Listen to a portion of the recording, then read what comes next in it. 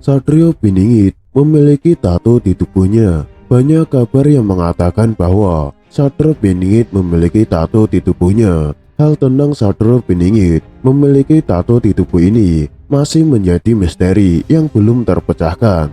Satrio Piningit disebut-sebut memiliki tato di tubuhnya, namun tak ada yang memiliki bukti otentik akan kebenarannya. Namun, apakah benar jika Satrio Piningit yang diramal akan menjadi sang Ratu Adil saat terjadi kiamat kubro di tahun 2023 ini memiliki tato di tubuhnya? Tato adalah goresan tinta pada tubuh yang dibentuk sedemikian rupa, terkandung dari permintaan orang yang bersangkutan.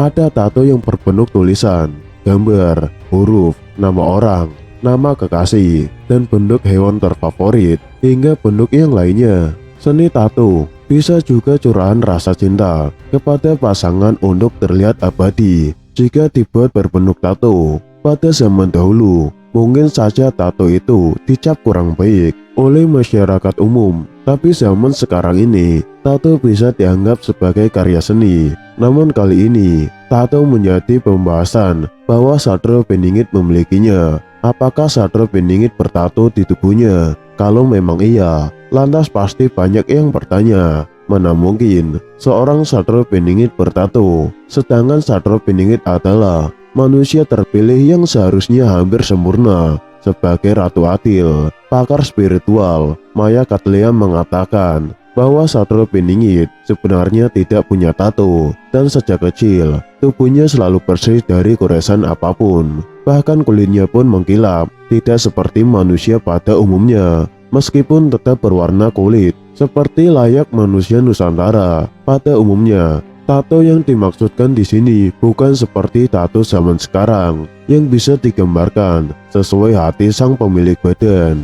Akan tetapi, artinya secara gaib tubuhnya memiliki tanda-tanda bagaikan raja yang hanya bisa dikenali oleh para entitas gaib tertentu. Para leluhurnya yang telah menitipkan tanda tersebut pada tubuh Satrio Piningit sehingga mudah dikenali. Tanda itu tidak serta-merta muncul sejak kecil. Itu mulai terlihat semakin jelas ketika sang Satrio Piningit mulai beranjak dewasa dan senantiasa mengasah ilmu dan tirakatnya. Di dalam hal ini, kemunculan tanda ini pun bersifat gaib dan tidak semua orang mampu melihatnya atau diperlihatkan. Meski memiliki ilmu kesaktian yang tinggi, memang tidak mudah untuk mengenali sosok Satrio Piningit. Semua ada alasan, karena ini bagian dari tanda rahasia Allah untuk menjadikannya sebagai sang Satrio Piningit. Kesimpulannya, Satrio Piningit tidak memiliki tato, melainkan tanda khusus di badan agar dirinya mudah dikenali.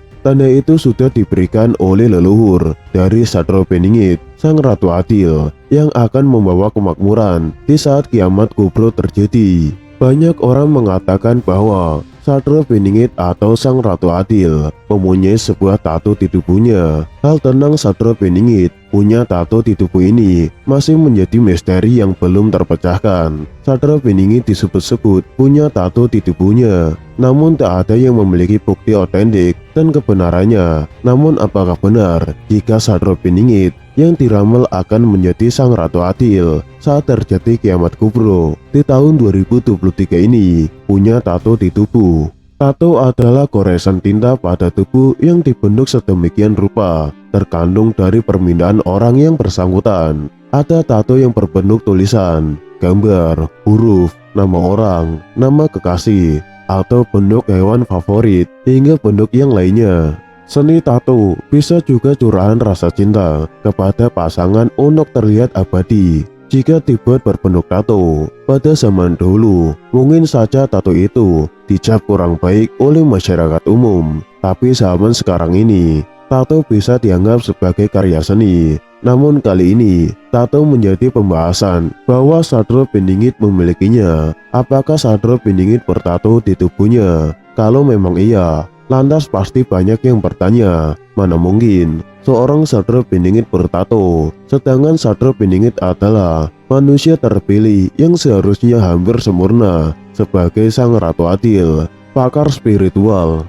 Maya Katlia mengatakan bahwa Satrio Piningit sebenarnya tidak punya tato dan sejak kecil tubuhnya selalu bersih dari korengan apapun. Bahkan kulitnya pun mengkilap, tidak seperti manusia pada umumnya. Meskipun tetap berwarna kulit seperti layak manusia Nusantara pada umumnya, tato yang dimaksudkan di sini bukan seperti tato zaman sekarang yang bisa digambarkan sesuai hati sang pemilik badan.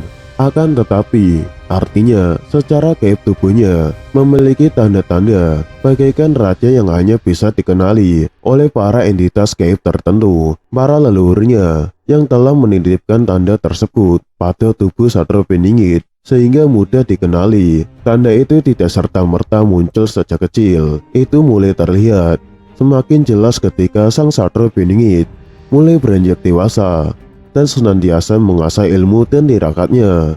Di dalam hal ini, kemunculan tanda ini pun bersifat gaib dan tidak semua orang mampu melihatnya atau diperlihatkan. Meski memiliki ilmu kesaktian yang tinggi, memang tidak mudah untuk mengenali sosok Satrio Piningit. Semua ada alasan, karena ini bagian dari tanda rahasia Allah Subhanahu wa Ta'ala untuk menjadikannya sebagai sang Satrio Piningit.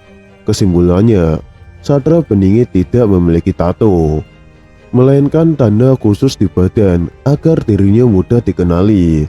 Tanda itu sudah diberikan oleh leluhur dari sang Satrio Piningit, sang Ratu Adil, yang akan membawa kemakmuran di saat kiamat kubra terjadi. Seperti yang kita ketahui, Satrio Piningit adalah sosok yang dikisahkan oleh Prabu Jayabaya, salah seorang raja yang pernah memerintah di Nusantara Indonesia, yang diyakini oleh masyarakat Indonesia memiliki kesaktian atau linui, pengetahuan melebihi zamannya, dan masih dipercaya hingga saat ini oleh sebagian besar masyarakat, khususnya di Pulau Jawa, secara turun-temurun dari leluhur dan nenek moyang mereka. Dikatakan bahwa Satrio Piningit sebagai putra Batara Indra berparas seperti Kresna, berwatak seperti Baladewa, dan bersenjatakan Trisulaweda. Kemunculannya juga dikatakan dalam kisah lain oleh seorang raja terakhir dari Pajajaran, salah satu kerajaan di Nusantara, bernama Prabu Siliwangi, sebagai seorang becangon atau anak penggembala.